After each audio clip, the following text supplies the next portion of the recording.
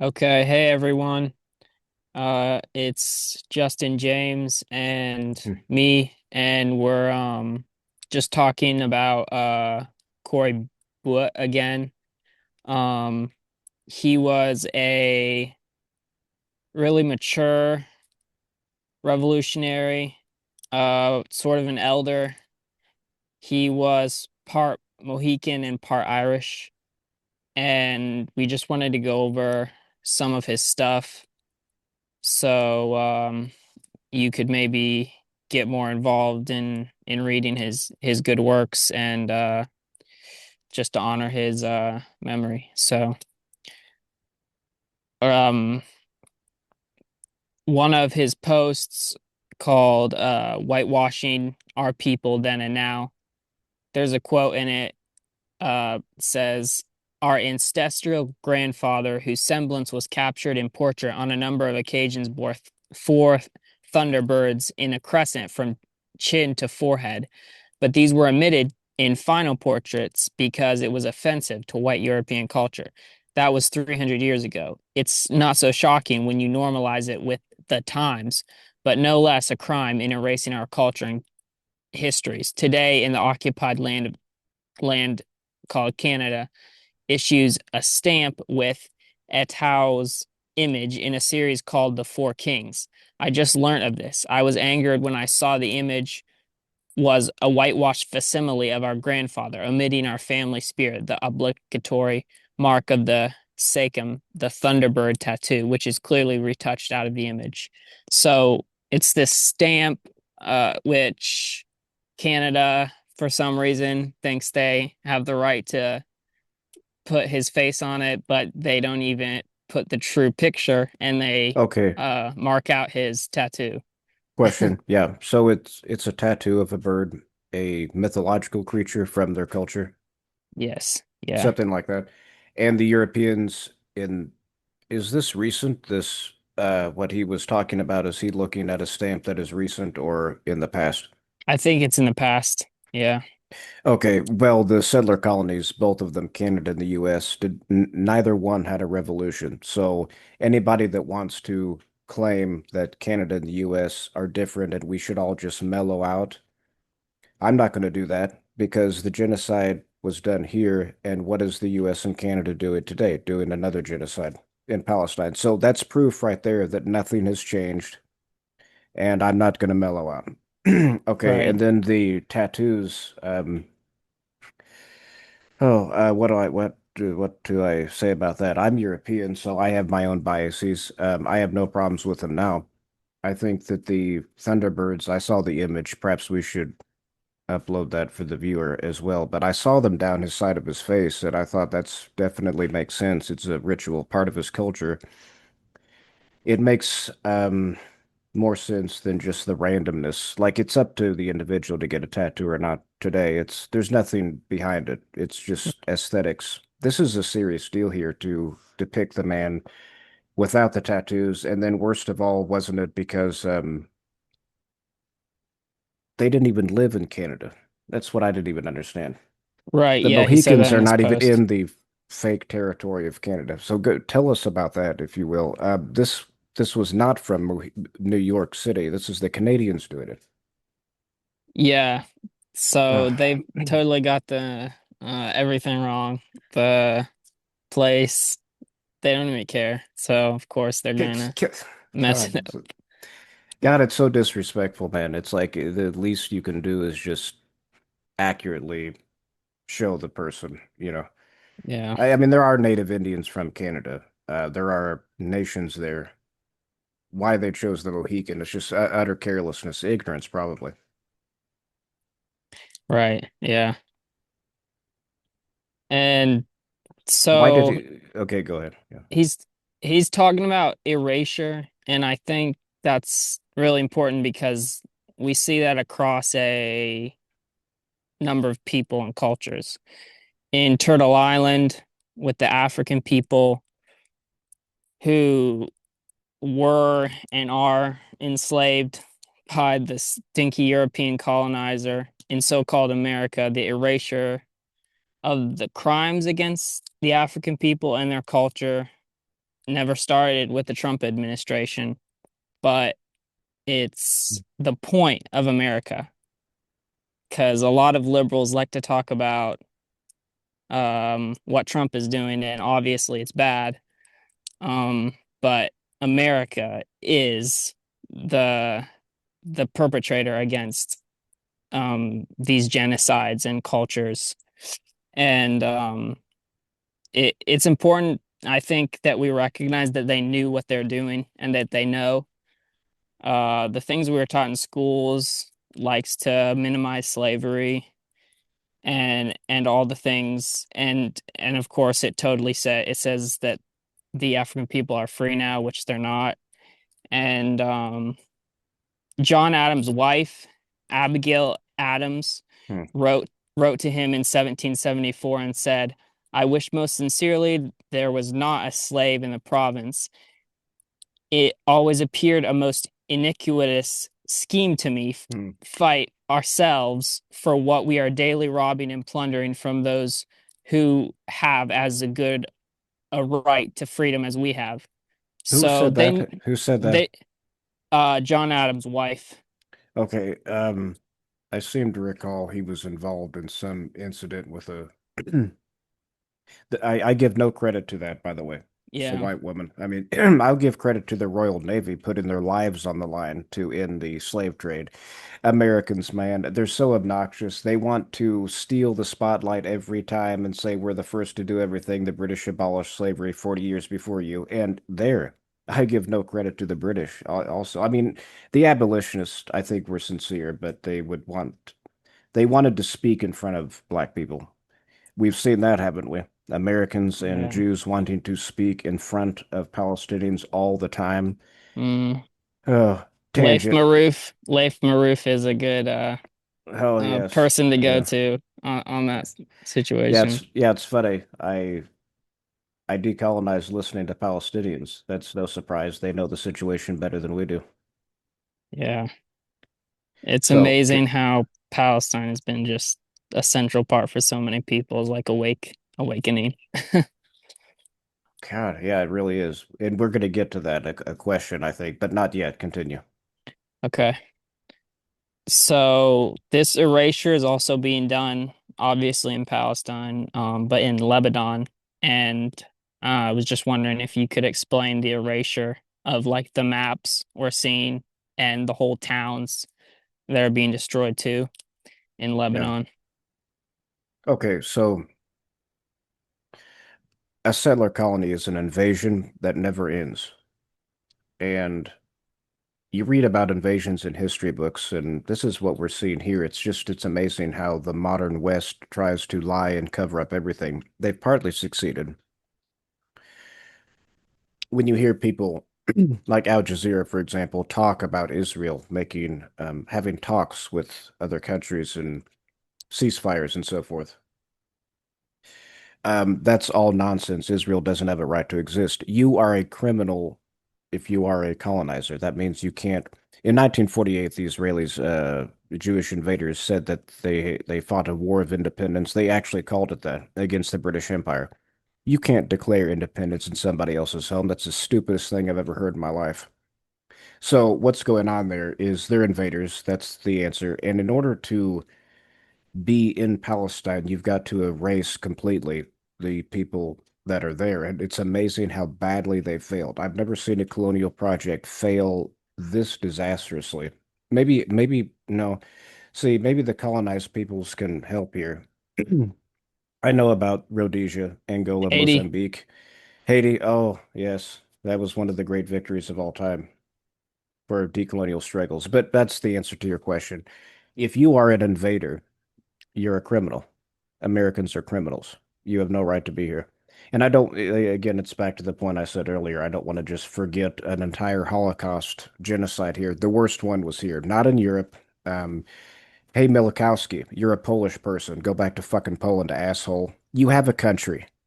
Um, the people in the concentration camps, the Cherokee, they don't have a country. They don't have their land that they can just walk out of and go to. The Cherokee lands are occupied. So, to conclude here, I'm rambling. The erasure. Yeah, they just have to totally erase the people that were there before them because their mere presence is a reminder to the entire world that the invaders are invaders and don't belong there. Mm, Okay, yeah. and in Lebanon specifically, that's why they're demolishing all the border villages. This is like, yeah, it's not an ordinary war. You know, like when Friedrich the Great would fight the Austrian Habsburgs for control of Silesia. You didn't see like a genocide. You didn't see like whole towns being wiped out and child killing terrorism. You And just, they're you know, destroying their cover too, right? The IDF are even destroying their oh, cover. I remember that. That was so hilarious when it was Maruth, of course, talking about it. They destroyed the frontline villages and then they invaded and they had no cover and Hezbollah was just picking them off right and left.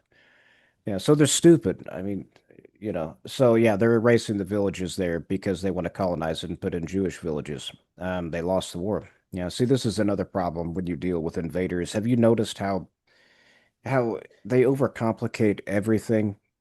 Like when you decolonize, everything is very simple. It's not complicated at all. Yeah. Um, they'll talk about the war and ceasefires, and it's like you were just defeated.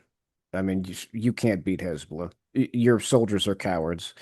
They have the mountains and the tunnels and the expertise and the Karbala doctrine of fighting to the death, and they failed. And so, And the route to the land, oh, the route to the land. because The it's theirs, Oh yeah, it's the right to the land. Oh, that motivates people. Yeah. So it's just they lost the war, and everything is a lie. So yeah, that's what's going right? on in Lebanon, Palestine.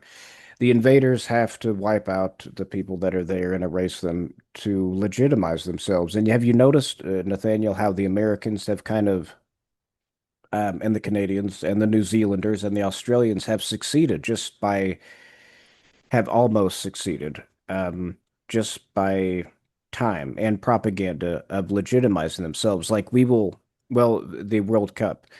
Um, the World Cup took place in a settler colony. It's like, no, U.S. should be banned. I mean, they should never host anything.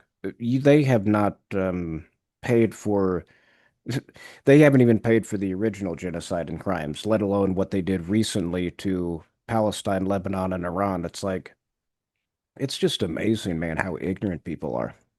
Americans, Yeah. I mean.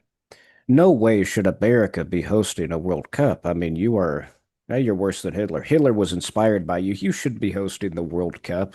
God, it's crazy. America has snuck in kind of. Yeah, they've Mm. legitimized themselves. It's just Israel hasn't, but I don't see the difference between the two. I guess that was the point, right? Of what Cory Buott was saying. He mentioned Palestine in the article. That's the point, is that the Jewish colony and the English colony here, there's no difference. They're both erasing people. I'll let you take Yeah. over. Okay. Actively, yeah. Um, Yeah, and here actively too. yeah. People try to think, well, no, we've moved on. No, there's still Oklahoma, the concentration camps. Yeah. There's yeah, everywhere. Um, yeah, speaking of the similarities between the IGF and the American and Canadian soldiers, um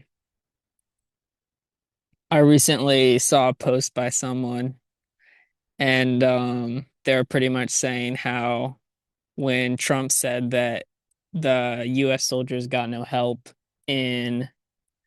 in the Iraq war, that they all started posting about how they helped out. So like Finland, Canada, how they were like, we did Okay. help out. We did help in those war crimes. Oh my goodness, yeah. Oh, somebody was saying this. So yeah. Yeah, it was Denmark, I think. That was the country that I remember doing exactly what you said. And it was like, if you're ignorant, Canada, yeah, you've Denmark. always thought Europe was like, if you're a liberal, you always looked, oh, if we could only do things the way the Europeans do it, they're real leftists. They're not leftists, they're liberals, and liberal means a fascist. And the real fascists are just hardcore liberals. That's the way I look at it.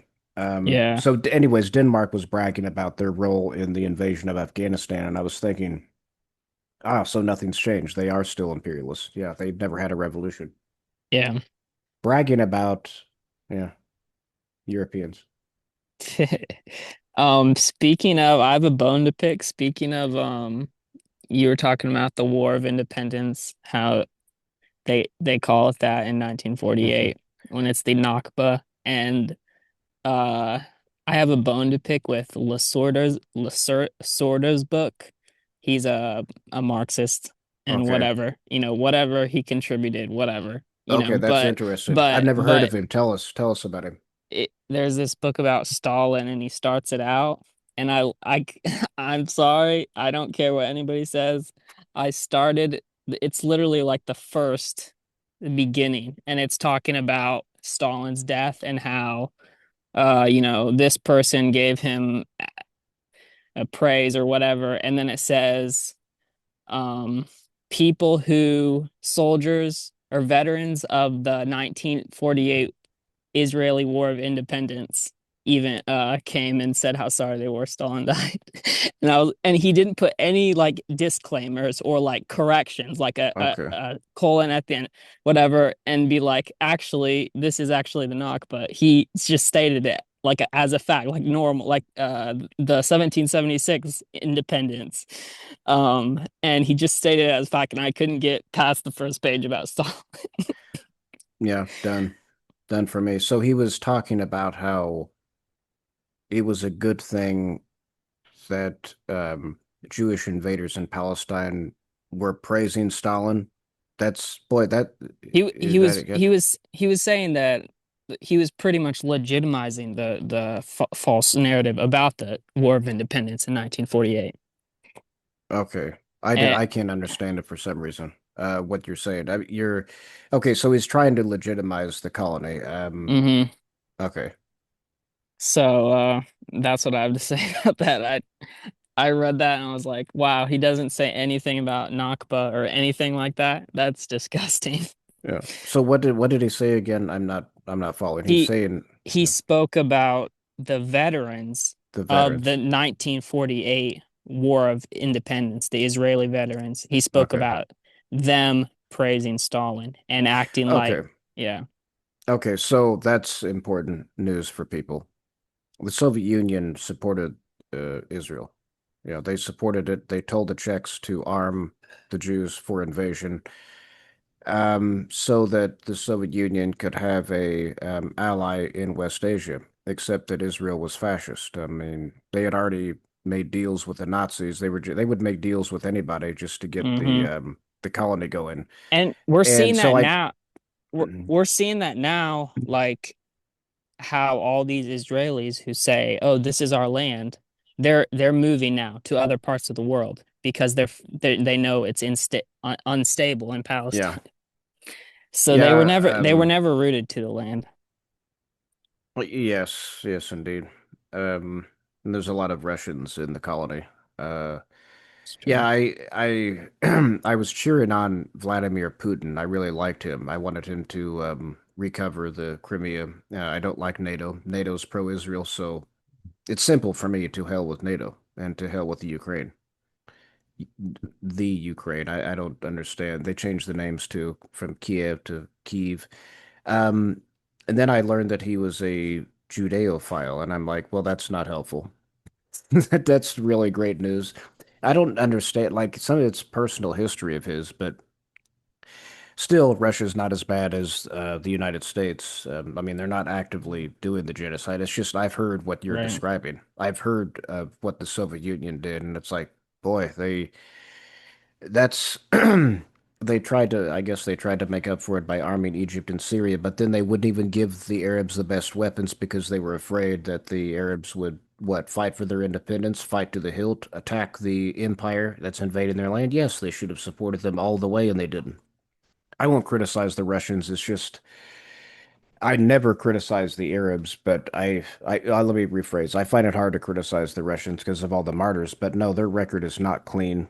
They behave like Europeans in West Asia. It's just that they're not the worst Europeans there. This deal between Russia and Israel, it's really annoying to me. Pick a side hmm already. Russia, pick a side. Like support the Arabs or well, I don't want them to support Israel. But yeah, pick like respect your allies. You know what I mean? Uh, Yeah. yeah, the communists, the Marxists, I don't want to lump them all together. George Habash, he's obviously good.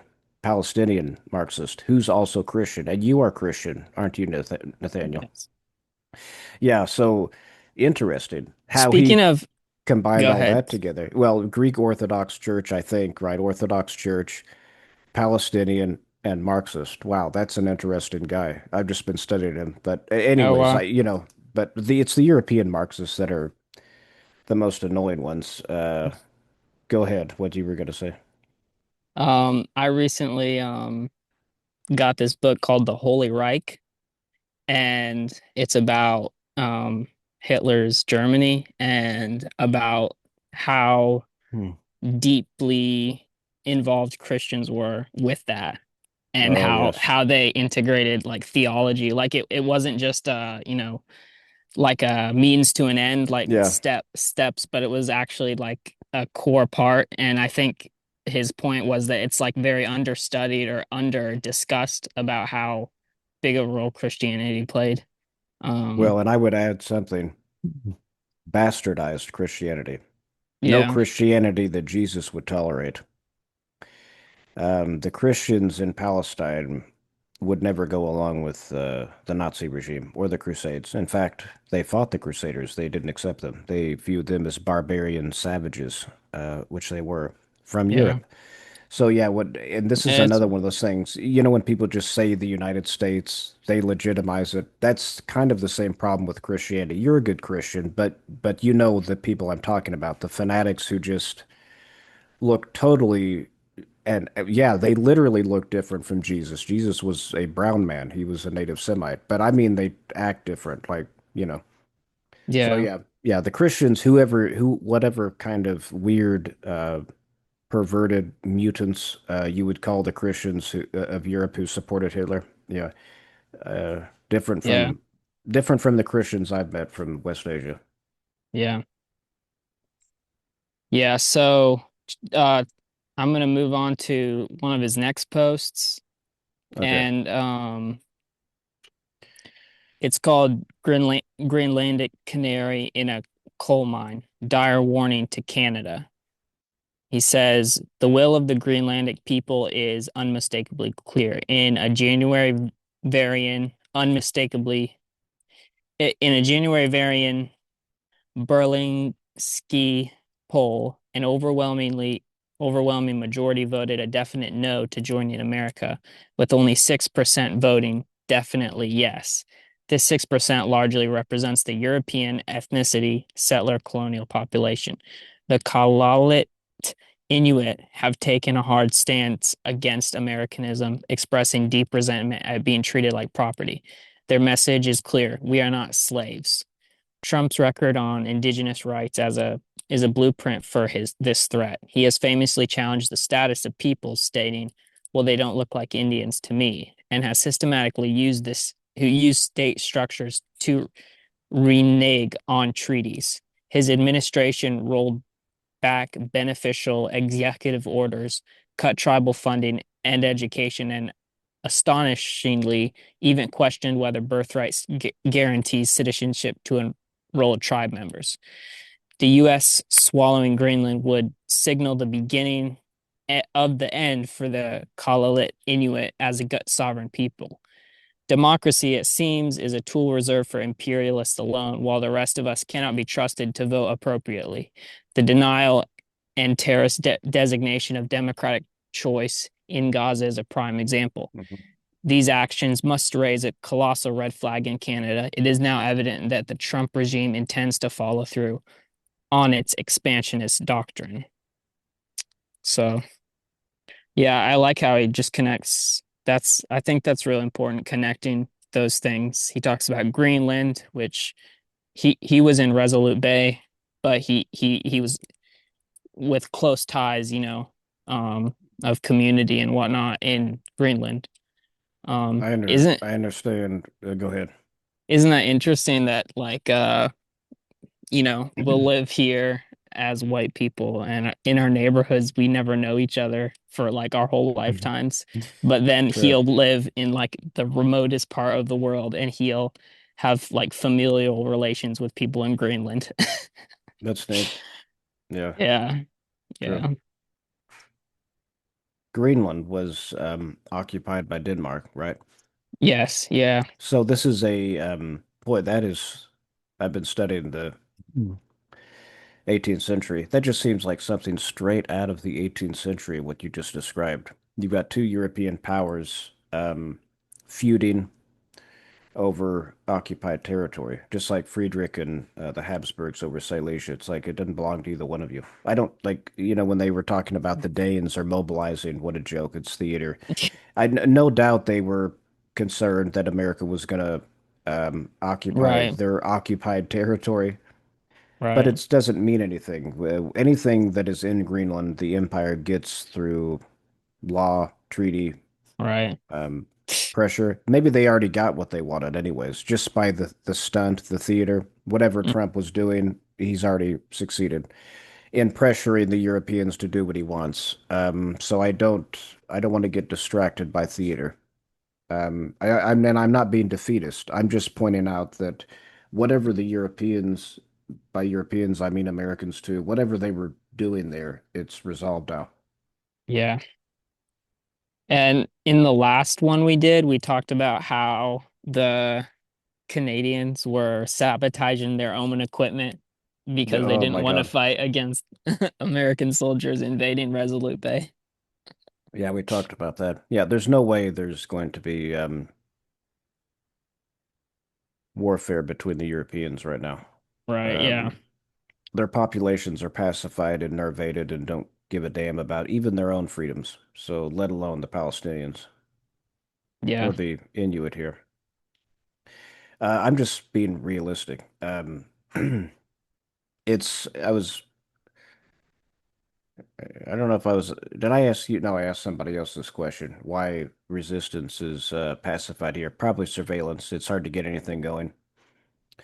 If you want to blow up something, which we're not going to do if anybody's No. listening. I'm not going to. Hey, I'm doing good work for Palestine. So are you, Nathaniel. If we go to prison, our good work ends, and the Yanks, our enemies, can put their hands on us and tell us what to do. So we're not stupid. We're not going to do that. I'm just pointing out it's kind of disappointing.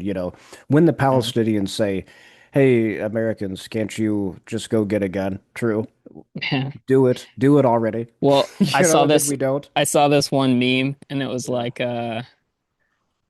this one guy from a movie like Mel Gibson or something, and he was like saying Yahoo, and it was like when Americans uh, see a movie and are revolutionary, and then it's like Americans in real life, and it's like get behind us, you rebel scum. Yeah, Rebel Scum.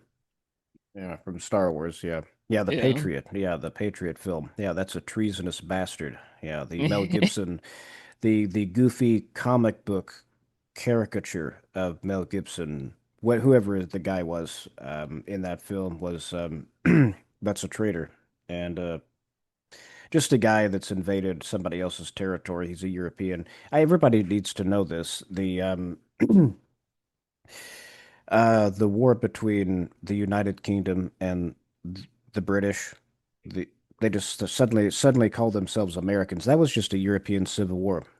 It was a war between Europeans. It wasn't a revolution if the same people stay in power.